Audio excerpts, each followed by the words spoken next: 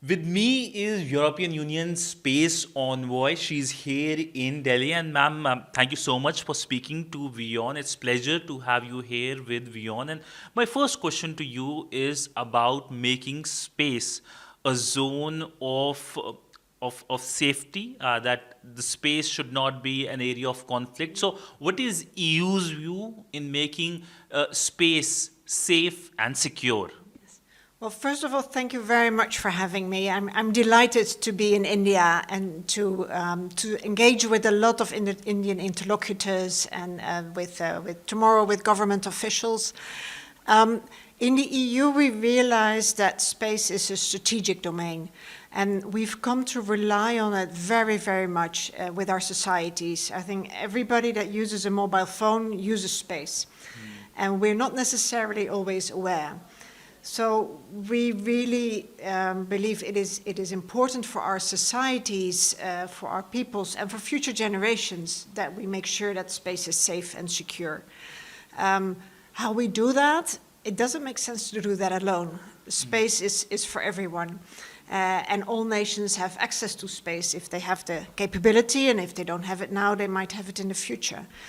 So we are working in the context of the United Nations, where all countries are at the table, to look together how we can make a better framework for how states behave in space. There is already one treaty that exists, the Outer Space Treaty, but it's from the 1960s. And you see how much we have evolved since then, especially on space, with so many different actors, so many more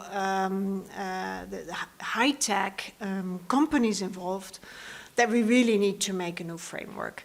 So we do that in the context of United Nations. We work closely with the Indian counterparts in that context, but we'd like to do that even more so. You mentioned about working with the Indian counterpart on a framework. So if you can perhaps talk about the specific framework that European Union is working on. Yeah.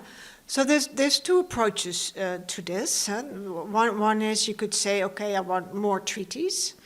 And that is what many countries focus on.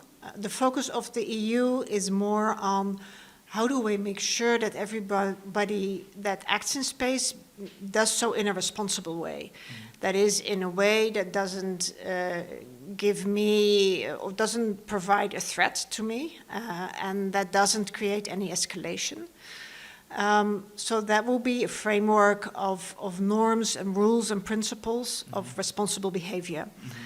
And those two approaches, they're not mutually exclusive. As EU, we really think we can also come to legally binding instruments, but that will take too long. And we really need to act now. And also in space, it's really hard to define what a weapon is. Well, you recognize one if you see one, but there's also many assets in space, or even on the ground, in the ground stations, that can be used as a weapon, but that are not in practice. So that's many dual-use items. And with a dual-use asset, it depends on what you do with it. It could be for entirely peaceful purposes, and we're all for it. But if it's used by a malign actor to hurt ours or India's satellites, then that's another thing. So we want to have a set of rules of the road. Is it okay if your satellite comes very close to my satellite without saying anything, or without notification, snooping around? Is it okay to create debris? These type of rules of the road we hope to develop in the international framework. But do you worry about space militarization? Is EU worried and has essentially talked about it with countries across the world? Yes, we have. And we are very worried, exactly because we see a number of actors being either developing aggressive technologies or being very opaque about them. So we don't really know what they're up to. And that poses a potential threat to us. So this is something that we talk with a lot of other countries around the world. With a few, we have a more intensive dialogue to also see whether other countries perceive these threats in a similar way. Because where if you sit different areas of the globe, you might look at things in a different way. So it's good to be aware of threat perceptions. If you ask weaponization in space, well, there have been weapons in space for a long time. The question is more that we need to make sure that all of us can continue to operate our assets in space, our satellites, for our navigation, for our Earth observation, for environmental use, all these civilian uses that we have, and also the same uses for our defense organizations. We need to be able to continue to have access to those. So that is the point that we are really worried about that could be compromised at some point. And how can India and EU work together in making sure that there is no further militarization of space? And even if it is used, the space is used for military purposes, it is for the common good of humanity. Yeah, I think India and the EU have a lot to discuss on this because we are both top-tier spacefaring nations or regions. As you know, the EU has its own space program. You might have heard of Galileo for navigation, Copernicus for Earth observation. And that is on top of what individual member states of the EU have.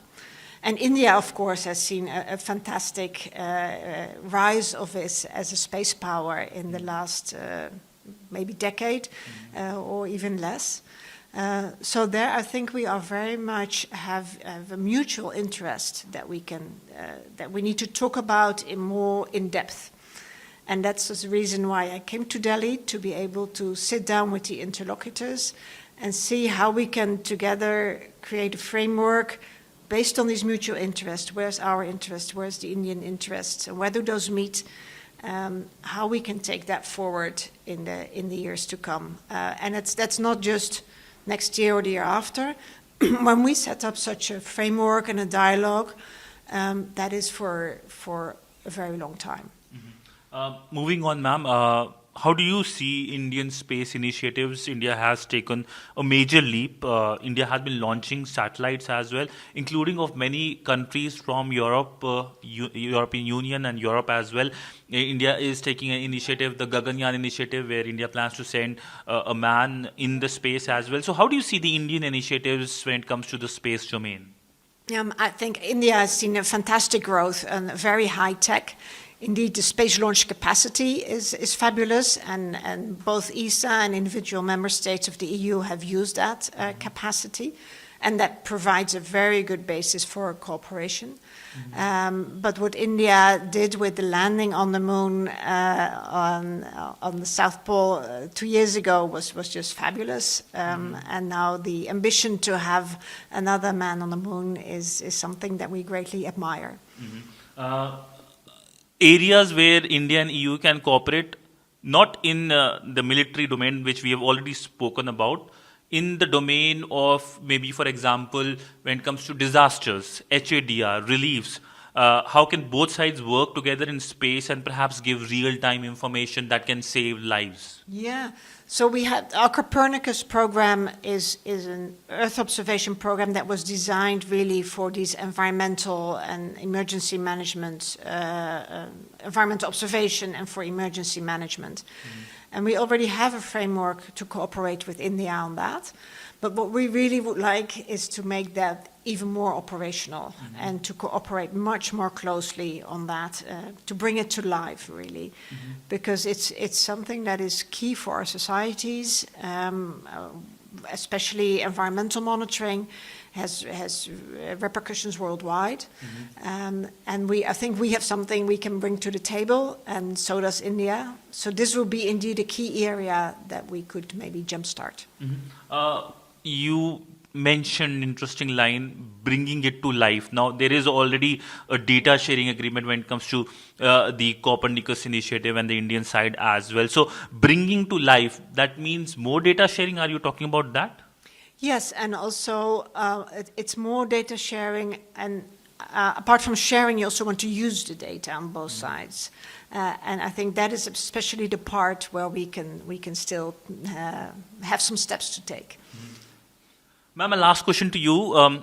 It is like a rapid fire question, which is only one question. One opportunity in space and one challenge in the space as the EU envoy on space, if you can talk about it.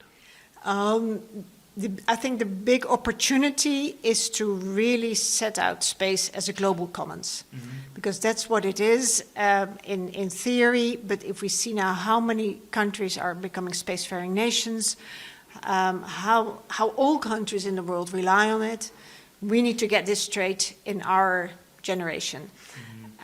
So I think that's the opportunity that we have to contribute to that. Like a few hundred years, they set this out for the high seas. This is our moment. The one key challenge, I think, is to increase the transparency in space. What are countries doing, and how do other countries feel about that, so that we can avoid escalation? So maybe avoiding escalation is the biggest challenge. On that note, thank you so much, ma'am, for this conversation and explaining us what is the EU role when it comes to space and how do you see cooperation with India. Thank you so much, ma'am. It was a real pleasure. With video journalist Ajit Sidhant Sibal for WION in New Delhi.